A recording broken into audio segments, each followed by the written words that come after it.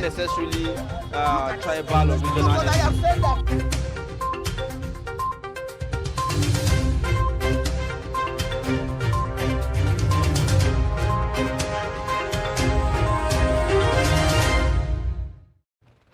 Welcome back and thanks for staying with us. You're still watching a Daybreak on Trust TV.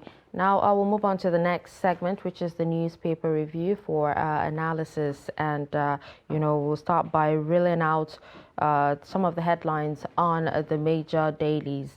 Now, I will start with Daily Trust newspaper, and we have the lead story here that says how bandit leader Turji escaped NAF bombings. 12 buried, fighters, women, kids affected. Residents in panic over possible reprisal. Will sustain the tempo, says military.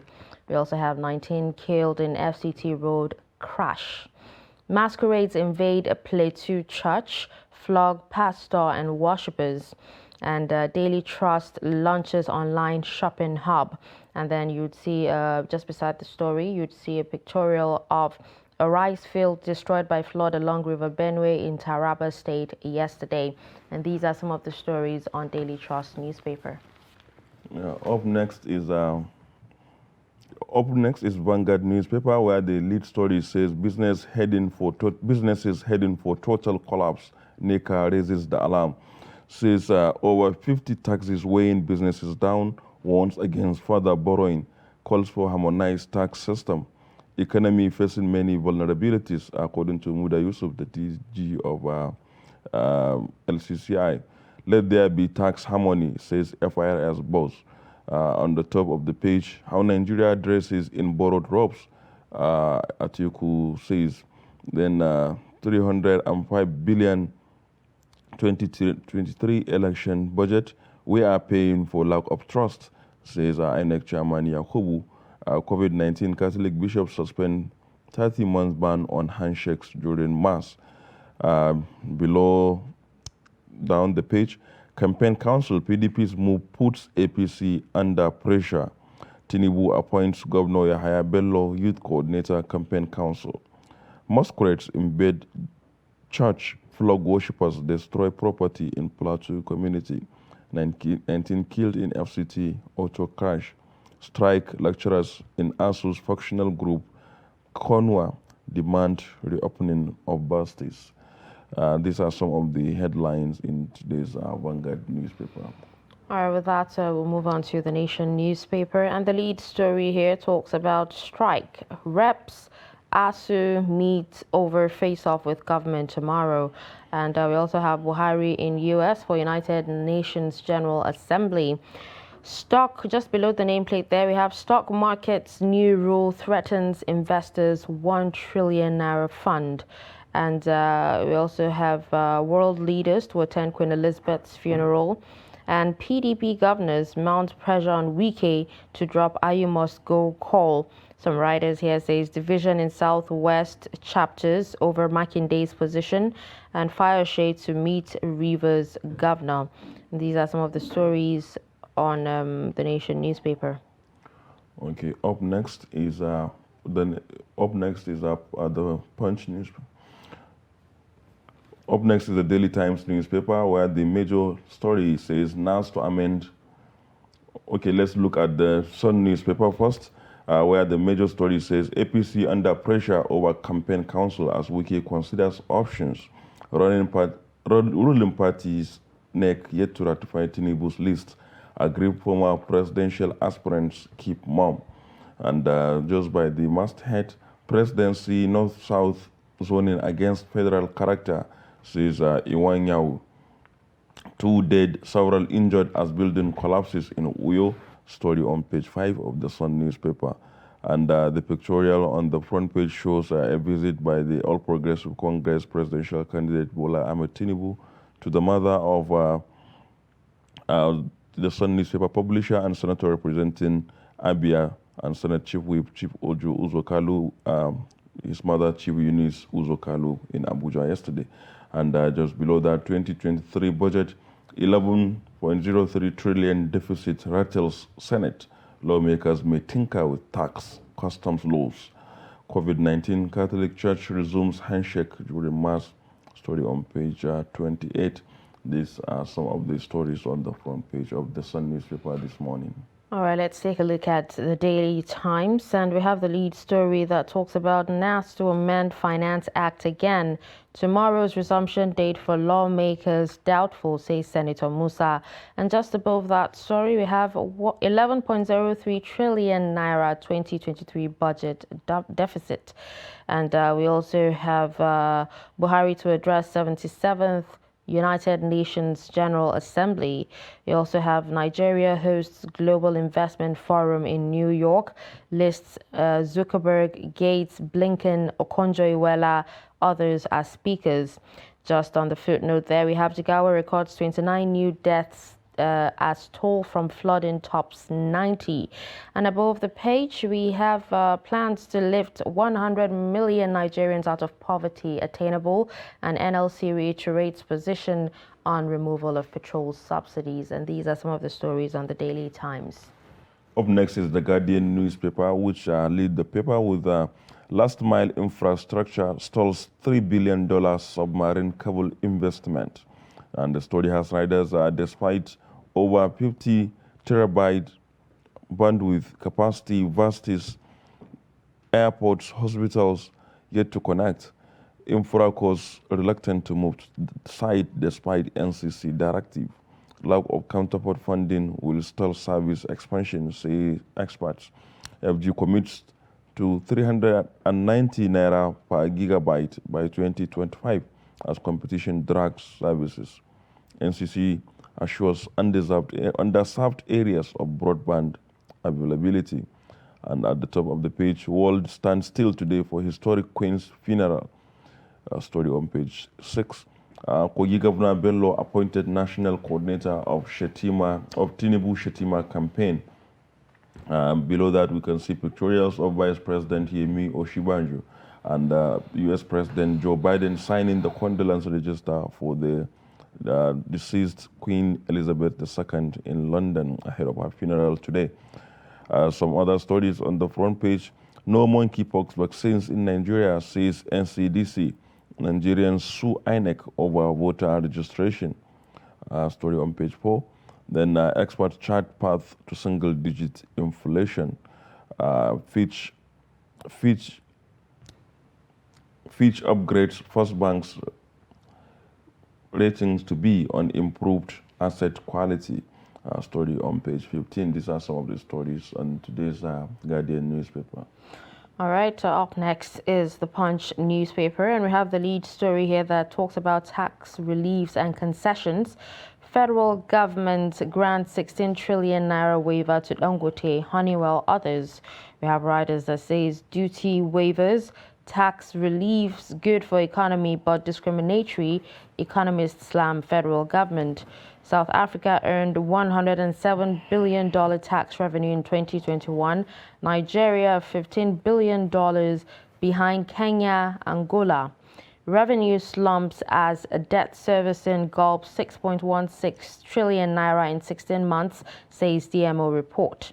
And just below that story, we have 22 killed in Abuja, Lagos, Ogun crashes, and 12 hospitalized. At the top of the page, federal government secures pipelines with 12 billion naira, pays IOCs 4 billion naira. We also have PDP crisis worsens, bot meets autumn fintery today. And Atiku Kwankwaso have no street credibility, says Keyamo. We also have Nigeria's, just beside the nameplate there, Nigeria's oil production crashes to 900,000 barrel per day, and 24 sue INEC, allege 7 million voters are unregistered. These are some of the stories on the Punch newspaper.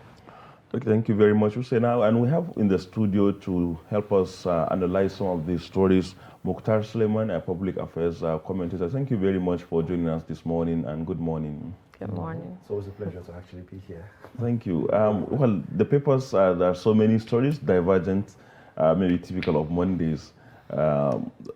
What is your take on some of these issues? Especially for me, some of the recurrent stories is that of road crashes. I know Is it the rain? Is it the speed? Always road safety complaints about that. But if you look at the front page of Daily Trust, front page of Punch, and many other papers this morning reported about 19 people that were killed. I think in some other places this should be a national emergency, that 19 could just perish in a one road accident. What's your thought about this? Well, before I even get into that, in Nigeria now, everybody is just a number waiting to be counted as somebody that has been deceased. It's painful, really. I remember that in Maiduguri, 2 years ago, we were doing a training for journalists around countering violent extremisms. And one of the editors that were there, I won't say the name of the paper, said he was collating his stories for the day to send to the headquarters for printing. And then he noticed that there was a story that one of his reporters did not cover about a bandit attack, a busy Boko Haram attack in one of the villages where 3 people died. So he called the reporter, how far? I didn't see the story on your report, what happened? And the reporter said, okay, now only 3 people died now. Yes, and it's not like he said it willfully, he said it ignorantly. And this is because he's used to seeing 100 people died, 200 people died. So 3 people doesn't sound newsworthy make anymore, news, which is a very painful situation. But anyway, I'm talking about the issue of the road crashes. I think there are 2 sides to it. There's a side of roadworthiness of a car, and there's a side of carworthiness of the road as well. Because if we look at most of our roads, we're having issues with it currently. And just now, when I was coming down to the studio, I saw this car. It's raining outside, and I saw this car just with so much speed pass. I say, you must really trust your brake and trust the Nigerian road to drive like that under the rain. So it's really something that Nigerians need to look into. We have to be a bit careful. It's better to be late than to become late Mr. or late Mrs. So we actually need to check that. We should be so much in a hurry to get somewhere that we don't get there at all, or we get delayed by things that are avoidable. There was some months ago, there was a road rage along this main express. I've forgotten the name of this express. This main express that comes down to the Daily Trust. Okay, that's this Shehu Eradua Express. This main express that comes down to the Daily Trust, and 2 people were dragging the road. One person fell off the Mabushi Bridge. Wow. And died instantly. This was avoidable. Like if one person had just calmed down for the next person, it would have just. So these are things that we need to actually check within ourselves, especially we that we're driving. Some people would actually say, is it, do you know who I am syndrome? Yes. Especially here in Abuja. Exactly. Impatience. I know that the Federal Road Safety Services, especially for those outskirts roads, because what happened is around Lokoja Abuja Express, and they speak about late night driving. A lot of the vehicles, you see that they don't have good lighting, or some of them they use very strong lights that they obstruct the vision of the person. Some don't even have lights at all. Yeah, some don't have at all. It's crazy, really, because there are some accidents you see and you wonder, how did you get here? Like, how did the car end? At what speed were you trying to take off? Because even the plane don't even go that fast before takeoff. And then there's some crescents and some bends that you're supposed to slow down to actually approach, but you find them speeding. All right, let's take a look at the lead story on Daily Trust, which is talking about, how bandit leader Turji escaped NAF bombings. A lot of people are actually asking, considering that, the reports say it's a naming ceremony in Turji's house, and, a lot of people lost their lives except the leader himself. According to when I was reading the report earlier on my way coming, I noticed that the person who was giving the account said he doesn't think Turji was around that day. Okay. While the name was going on in his house, I think he said Turji, because if Turji was around, you would have seen more armed men around. But since the security was not as high, so they assumed that he wasn't in the house. So most likely he was out of town, or he was not around, and that's how he actually escaped, according to the report I actually read. So everybody is still waiting for more reports to come out to understand the dynamics of what happened. But it's a good win, but we really hope that Nigeria can actually advance to a situation where we can actually get these things out of the ground. I remember, like, for example, precision attacks. That's one thing that I expect you to speak about, especially if you look at maybe the latest one, the killing of the Al-Qaeda leader in Afghanistan. How it happened. will see that there is precision, and he was picked and eliminated somehow. So when do we? Because if you look at even the killing of IS leader Abubakar al-Baghdadi, many other examples of terrorists like that, you could see how the world deploys real technology and also human intelligence to carry out some of these operations. We appear still not far away from there. In terms of our intelligence, I think we have there's porosity to our human intelligence. Because sometimes you hear that, oh, this was discussed, the next thing you see it's either on the news or it's or leaked out. It's leaked out somehow. Not just even security. There are some documents that you see that shouldn't be out there, but because I don't think we have an espionage act in the country to actually tackle most of these things, so that we can actually keep government affairs, especially the ones that are not supposed to be for the public consumption. In terms of precision attack, I don't think we have the technology for that yet in Nigeria. But we're hoping that the government can actually step up. If not this one, the next government that comes in, we're hoping that these things don't linger for long, so that we can actually move on to other pressing issues. The economic issues that are coming up. NECA is saying that most businesses are looking to fold now because of either taxes, there's inflation in the country. We need to actually look at most of these issues so that we can actually stop being dissuaded from these issues by the insecurity, because insecurity is a major thing. I felt very, how do I say this? I was apprehensive for those of you who went for Kaba Fest. I was like, Kaduna is a second home to me. And for me to go to, I've not gone to Kaduna for a while, and for me to go to Kaduna, it's like extreme sport, especially since the train issue. It's so difficult for some of us to actually move back down there and then come back to Abuja. And we really do need to check up most of these things and take care. All right, talking about the economy and businesses, on Vanguard, it actually says that businesses are heading for total collapse. NECA raises alarm, talks about 50 taxes weighing businesses down, calls for harmonized tax system and a lot. And then when you come to the Nation newspaper, you also have, a story that says stock markets new rule threaten investors 1 trillion naira, funds. Let's share your thoughts on that. I think it's painful that the economy is gradually shutting itself down, and it looks like the country cannot do anything about it. We're grappling and basically groping for ways to actually solve those problems that are not realistic or that are not thoughtful. I don't think, sometimes I see some policies that are being rolled out by the government, and I assume that someone in the meeting would have said, oh, this is not going to be good, Nigerians are not going to like this. And I assume that everybody forget about them. Because I don't want to believe that among all the people who makes all of these decisions, most of these decisions, there's no one person that would have actually said, we need to look at this all over again. Is it a bandwagon effect that affects all of them? Because if NECA is raising the alarm now, then that means it has been ongoing, it has been deteriorating for a while. In fact, I knew that it was very bad the last time that we saw that banks were trying to reduce time for most of their branches so that it can actually also save cost. And then the issue of taxes, it's painful that a country as big as Nigeria and well developed in quotes as Nigeria, we don't have harmonized anything in the government. It looks like every parastatal of the government is working in isolation of itself, and they are not they're not sharing information and all of that.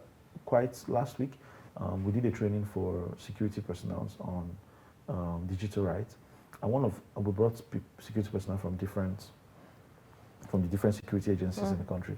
And one of the things they were all fighting about, which was quite interesting, they were all quarreling about, was that they don't share information among themselves. Which, if that could happen in the security system, imagine what's happening in the other government agencies.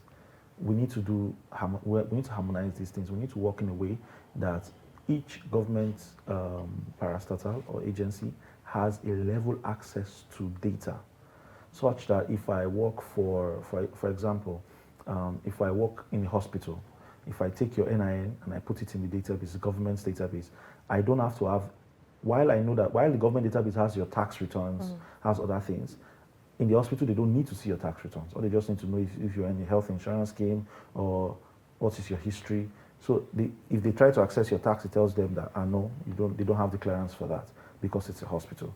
If the police needs certain information, they should be able to get it to the level that they are allowed to get. So we can create a database for most of these things, and so that we can actually checkmate the activities of the country. We can actually ensure that it is smooth sailing and better operations of everything.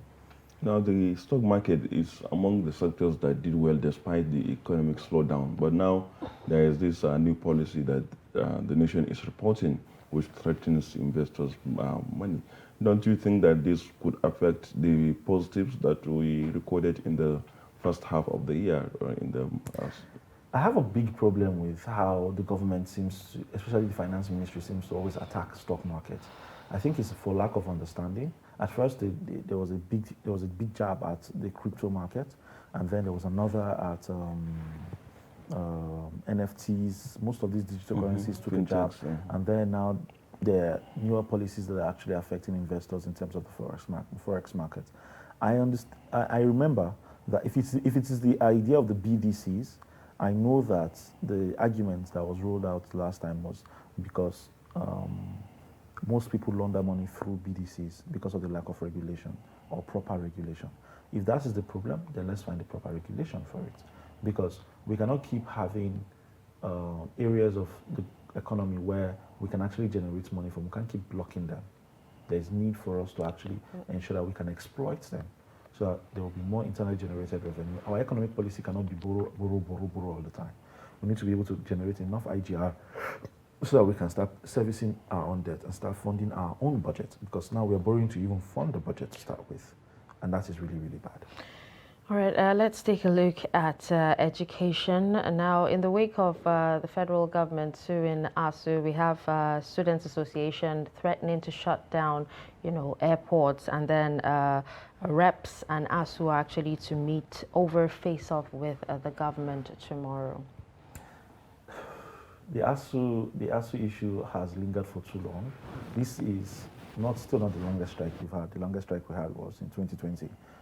Mixed itself together with the COVID lockdown. I think that strike lasted about 9 months. But this is one of the most impactful we've had, because we were just coming out of COVID, where people lost a whole year of their academic calendar of their lives, in fact. And then we pummeled ourselves into ASU strike. People who were in 100 levels in 2020 are still in 100 level today. It is sickening. And I think the government needs to do something about it. We need to meet. The government signed an agreement in 2009. That agreement has been renegotiated severally over the years. I think the government needs to do its own part to ensure that the staff union actually get their fair share. 23.4%, if I'm not mistaken, increments in salary. I don't think it is it. It is not fair. We need to actually change most of it. I think, I personally believe that there should be a 200% increment in ASU, in the salaries. But can we fund that? Sorry? Can we fund that? It is possible to actually fund it. I think it is possible to actually fund it. However, there is a two different side of it, because I think if we can rearrange some things in our budget, of course the money will come out. If you take your time to go through our budget, the national budget, the breakdown, you will know that there is a lot of money being pumped in areas that are not necessary. Yeah. You will see, we all drive. How much is it to change tire? Well, if you see that in the budget, it is overshot. There are so many ways that we can actually repurpose money. If we get a proper budget analyst to take a look at our budget and help us repurpose the money properly. I don't think it is lack of competence. We don't have lack of competence in the government. We have the competency to actually do most of these things, and we have to actually have the political will to do it as well. Okay, so what do you think about the no work, no pay policy that has been invoked on lecturers? I think it's fair. I'll be honest. I'm not going to sound hypocritical. I think it is fair.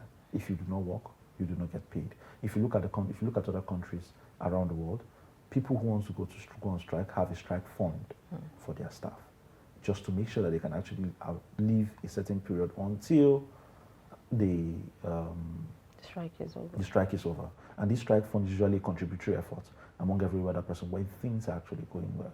I think if ASU wants to be consistent with the strike approach, they need to create a strike fund for themselves. I don't think we should actually use strike anymore. Strike has proven ineffective to the government. I don't know what the alternative. Anytime I say this to a lecturer, they say, "Oh, what is the alternative?" I don't know what the alternative is, but it looks like this government doesn't even care, because each time you go back to the meeting, they sing the same songs for you. hoping that for some reason you're just going to wake up in the morning and change your mind. And the point at which this ASU strike has deteriorated at this point, it is now egos at play now. I think they've really gotten to a point where anybody who blinks first now has actually lost. And if you lose now, it sets the precedence for going forward. But I think there's still room for them to meet themselves halfway. Increments in salary should be at the top of most of the demands. I think that is a very, very important component because lecturers are really earning way below what they should. Okay, that's interesting. And away from education now, can we go to politics, where the PDP issue is still lingering? It has refused to die. And in today's, among the papers today, two have a PDP crisis story on the front page, The Punch and the Nation newspaper, where they are talking about, The Punch talks about Board of Trustee meeting two governors, Pintri and Autumn. And then in the Nation newspaper, we have a story saying that PDP governors mount pressure on Wike to drop the "Ayu must go" call. When do we end this crisis? Do you see any insight? Like I was saying earlier, there's some crises that deteriorate to a point where it becomes a pride issue and no longer about even the main issue. I think "Ayu must go" is the one thing that Wike has held on to. He has said this one, he's not going to let it go. This actually proves, to me, I think like this is an avenue for him to prove how powerful he is or how not so powerful he is. So, and in politics, power is very important. Power and influence is a very important factor. So he's not going to actually let go of that because that is one of the most powerful stunts that he has actually been advocating for since after the primary elections, since after PDP had their primary elections. So I don't know how it's going to end. It's an end that you can actually, it's very difficult to predict because on one hand, Atiku also wants to actually prove that he's in control because he's the party flag bearer. On the other hand, Wike feels he has a stronger stake as well, and he should be able to say this, and he should actually go. So there's. But do you think Ayu would actually go? Because you have the board of trustees and some governors giving Ayu a vote of confidence at this time. I saw the news over the weekend about that. But I think it's, how do I put this? This is going to last as long as the elections are going to be. So whatever it is that the consequences are going to be in terms from Wike's side, it better be dire. That's what I think. Whatever the consequences he has already put in place, that if Ayu does not go, the consequences better be dire because I think they are going to call his bluff, and then they will need to see what he can do. So I'm thinking. Yeah, it's like they have already. Done that with Atiku and Ayu leaving the country to Europe, they say for a 2-week trip or something. So, but what do you think is next for Wike? It's very difficult. Wike is an unpredictable person. You think this is what he's going to do, and the next thing is just going to shock you. He's not stable. So I can't say what next is for him. But one thing you can never be sure, one thing that's never short of him is that he's always going to put on a show, and we are ready to watch. That's interesting. I'm also ready to watch that show. He's a very exciting character, actually. Let's look at the business day quickly. They have a story talking about the issue of Ajakuta, and this is one of the perennial issues in the country, never dying. And the story here is talking about hobbled by corruption, Ajakuta Steel Mill's future uncertain. That's, I think, strong enough to, uncertain future. Do you see any salvation? 2 weeks ago, I think barely 2 weeks ago, I was reading a story about, I was trying to do research on most of our defunct government properties. And I noticed that Ajakuta Steel has still been paying salaries since the 90s. They've been paying salaries to staff, from even our refineries as well. They've been paying staff salaries. Staff salaries to who? For doing what? That's another question that we actually need to ask. And it's for a lot of people because a lot of money is actually still going into Ajakuta Steel. Ajakuta Steel is now, it is the bride that we don't know how we're going to go about the traditional wedding because it's there, it's promising, it shows a lot of hopes and aspirations for the Nigerian economy, and yet, it's the other time we did the Russia-Nigeria meeting, we're hoping that was going to yield something, and it's going to kick off production, or at least we're going to see some level of development and whatnot going in there, but still nothing. The place is still barren, and yet a lot of money is still being spent on that particular infrastructure. It's really, really sad. I really hope that whoever the next governor of Kogi becomes has the political will and has some level of power to be able to ensure that that place starts operating. Because if that place starts operating, it's a good source of revenue, not just for the state, but also for the federal government. And it's going to strategically place the state at this angle where it has to be respected. Well, so many other projects, are, we're still awaiting. Exactly, the Mambila and then, our refineries itself and all that. But, that's actually, by the way, and with this, we actually come to the end of, the newspaper review segment. Thank you so much, Mukhtar Suleiman, public affairs commentator, for joining us on the show today. We'll take a quick break, and then we'll be back at the top of the hour. Do stick around. But in a situation where you find that look at not necessarily tribal or regional. I have said that